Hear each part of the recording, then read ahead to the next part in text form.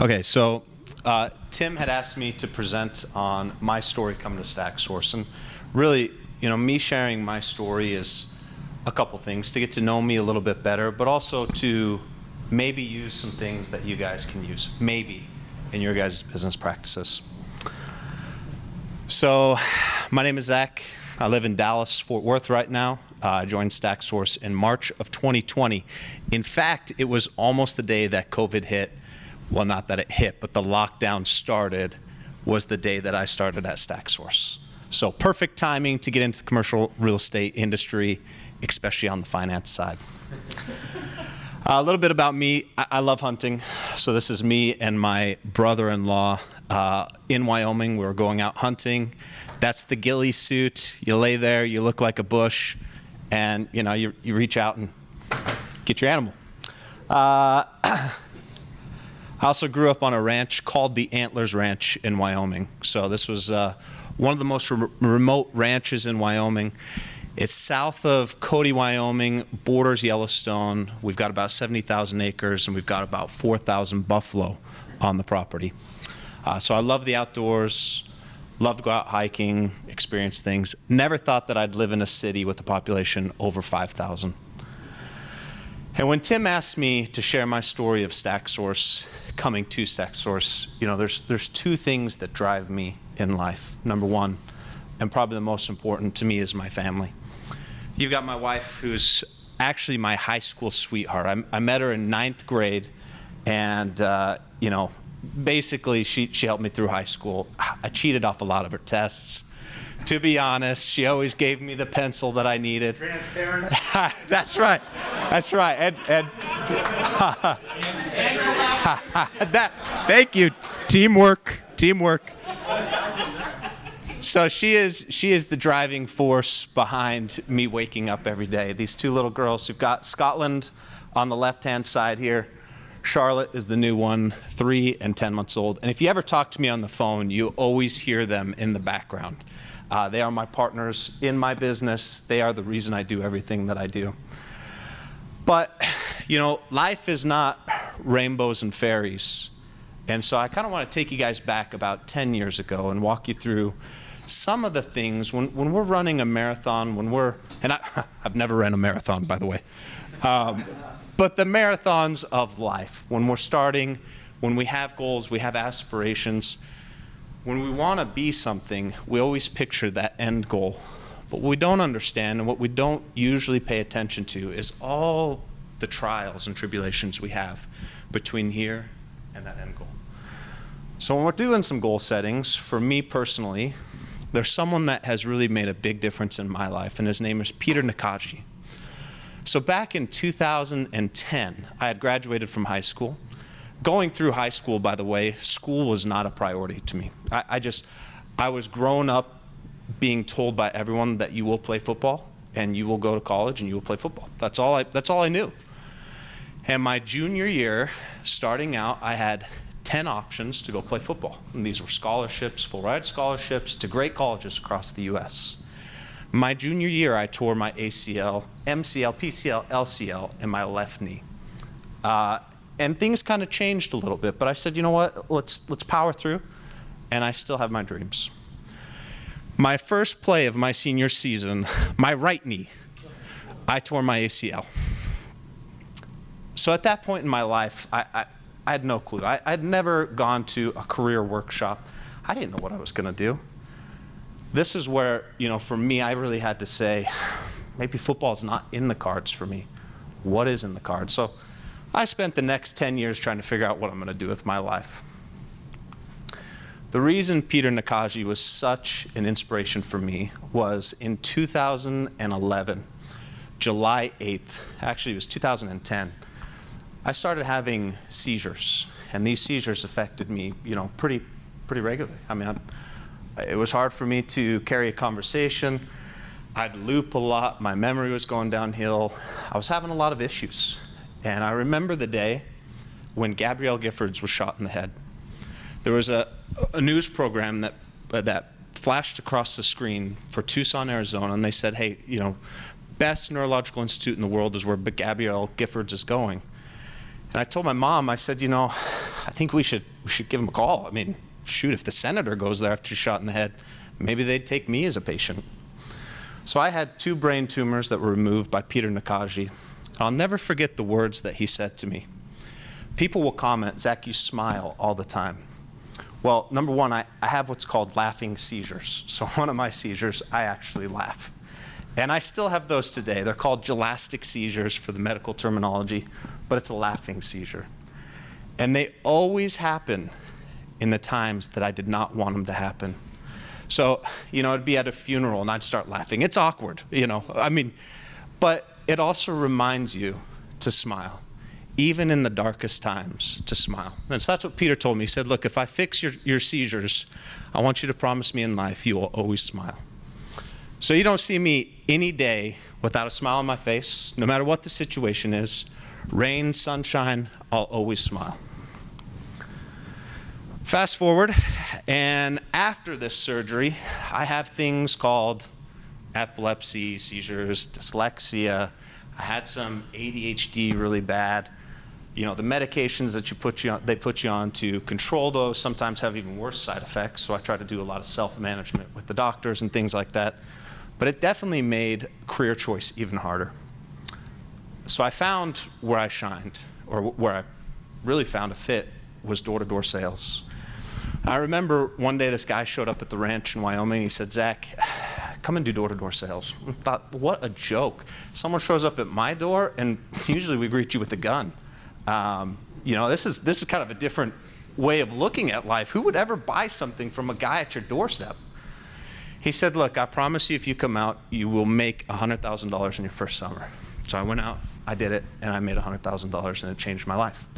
In a couple different ways that it changed my perspective. Number one, it taught me to do hard things.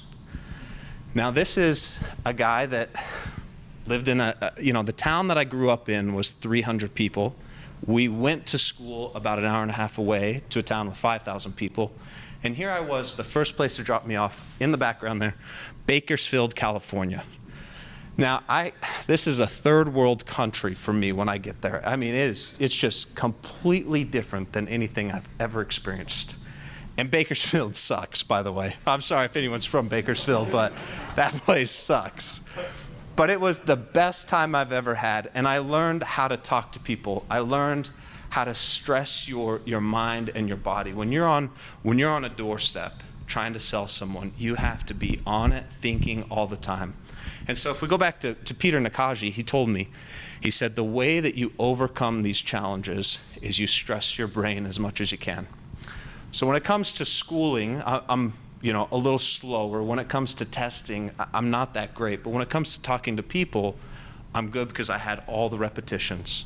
I probably knocked on close to 30, 40,000 doors over my career, talking to people. And I've got some great stories. I've been bit by a dog. I've been chased off with a gun. Police called on me. I did pest control. Everything was legal. I did pest control. I just want to make sure you know that. Pest control, solar, and I did a little bit with alarms, but it just wasn't my favorite. So probably the best story that I can share for this is I knocked on a door, opened up, and there's a drug deal going down right there. They said, if you call the cops, we're going to kill you. And I'm like, oh my goodness.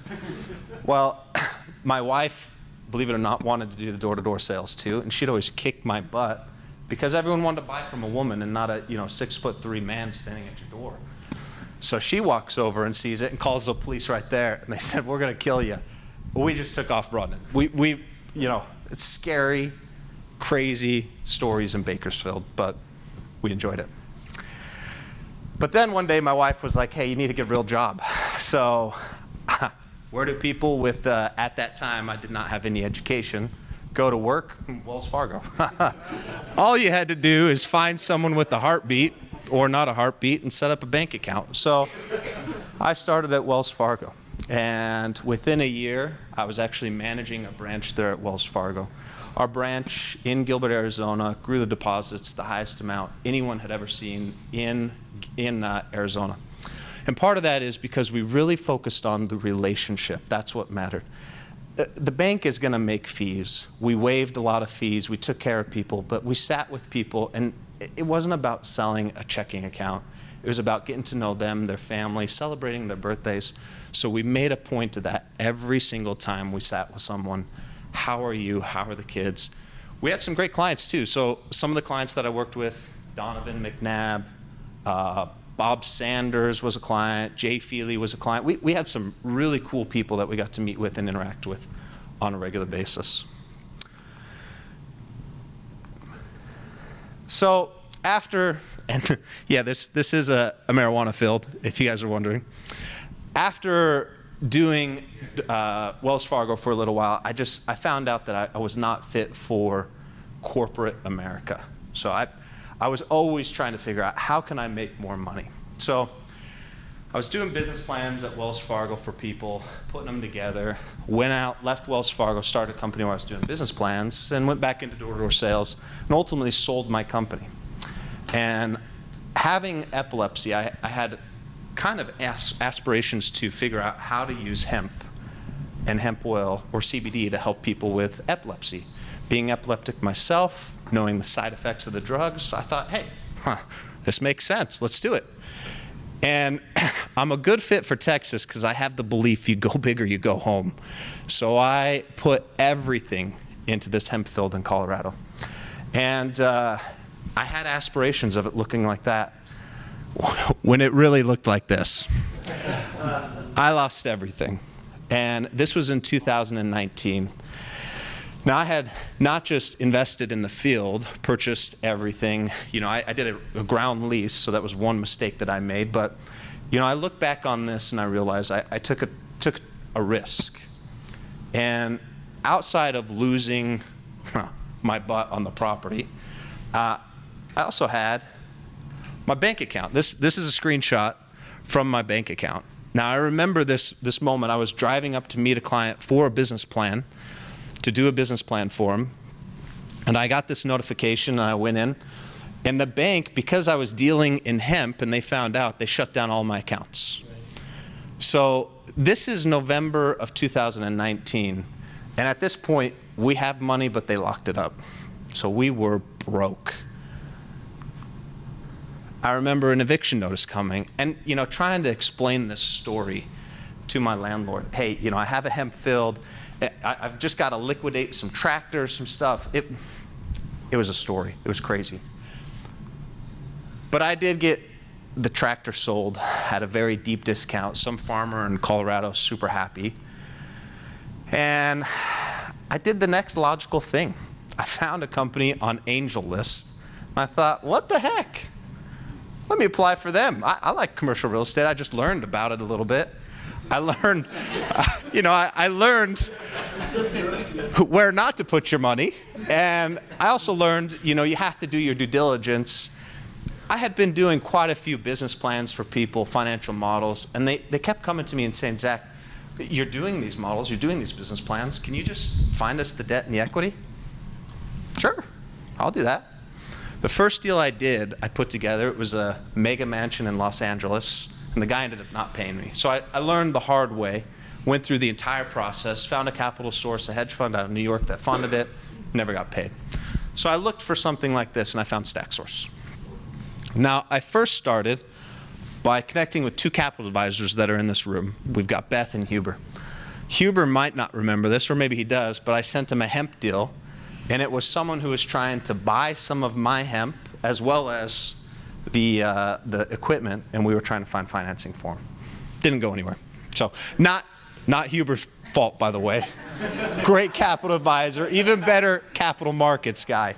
Not his fault.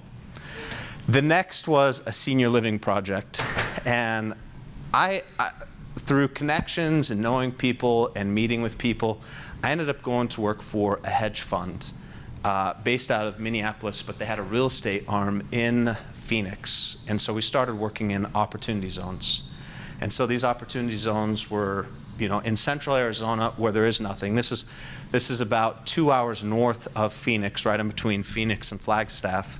There was one specific opportunity zone that we ended up writing about 10 business plans for, financial models, and then found the equity. And the equity was really the hedge fund putting in all the money, but it was pretty straightforward, pretty easy. Through that, though, they asked me for help with the debt, and I thought, let's give this little website a trial. So I sent a deal over, and Beth was connected with me as the capital advisor, and I was awed by the process. Being on the borrower side, I thought it was great. Seeing the technology, I started wanting to upload more deals. And finally, I just reached out to Tim. I think it was on Angel Co. or LinkedIn.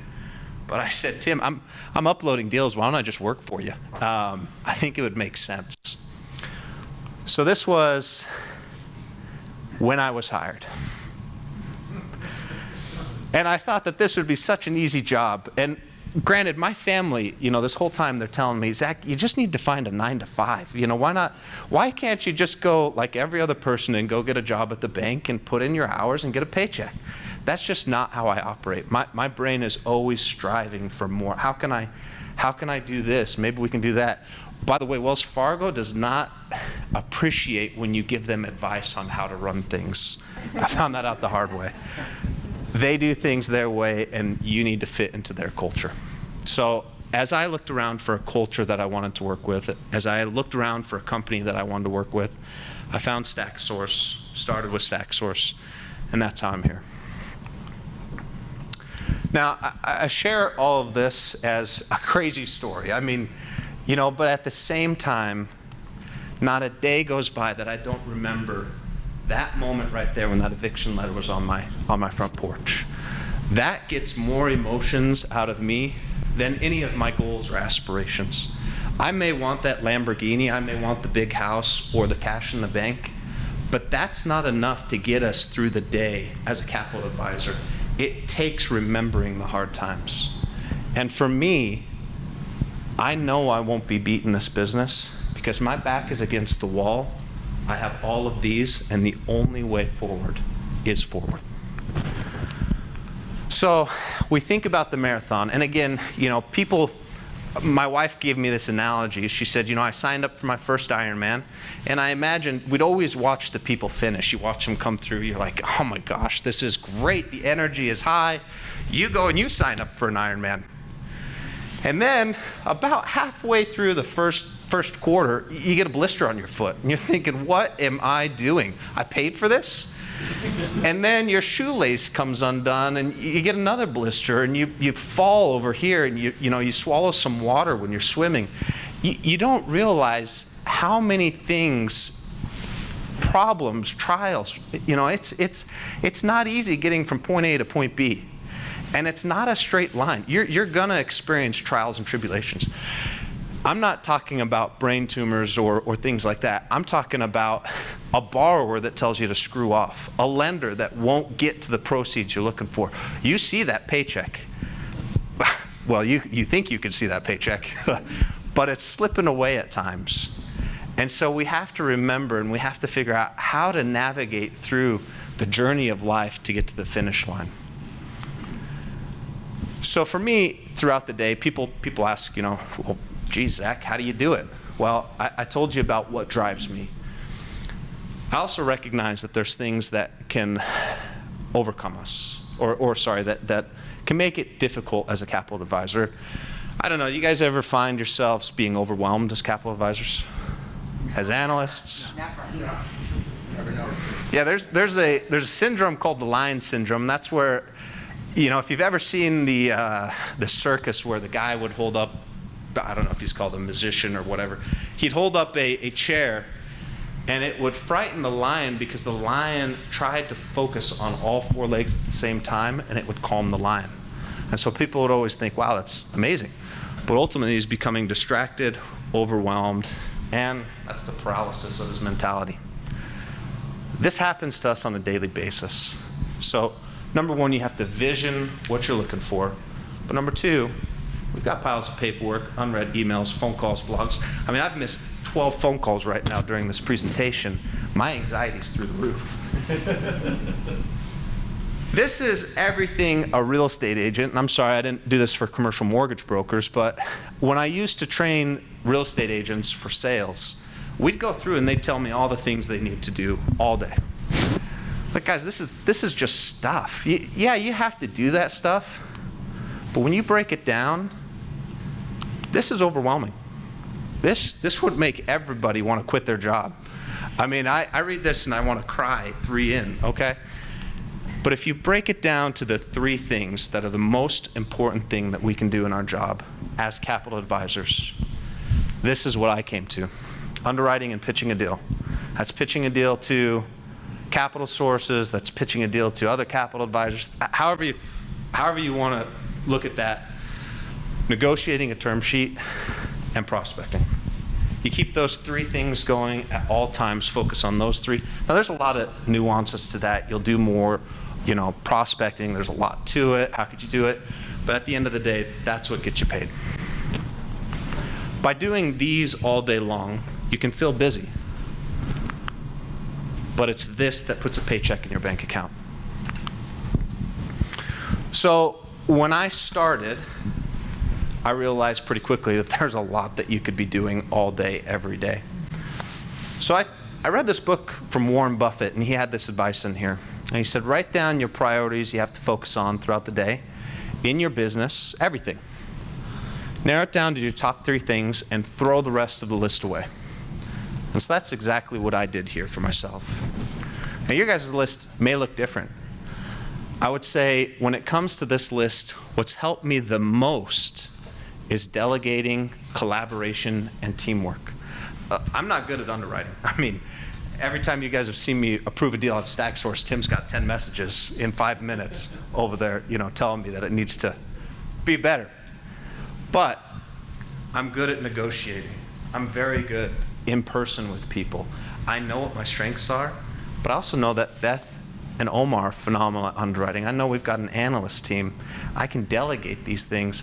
When it comes to a term sheet, when it's signed, probably the hardest part of the deal is getting it to the finish line. And now we've got As or D. So StackSource has provided all of those resources for me to really focus on these 3 things and not just become good, not mediocre, become great at what I do.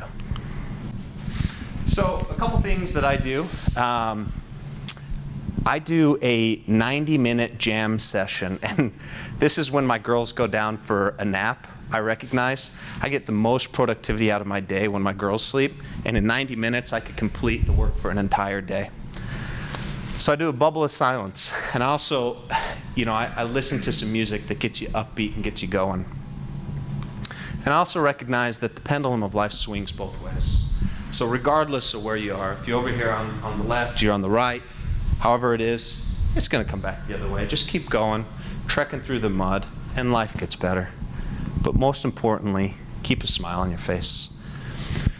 So what I do, I visualize every step of my day, both the good and the bad.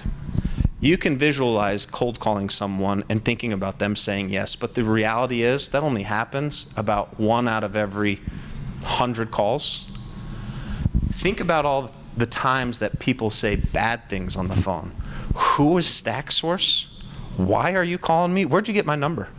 When those things get said to you, you'll be able to respond better to those comments, those questions, whatever comes up. But visualizing, every time I go into a meeting with the client, I listen to Down with the Sickness, and I visualize the entire thing in 3 minutes. So I can summarize the meeting in 3 minutes.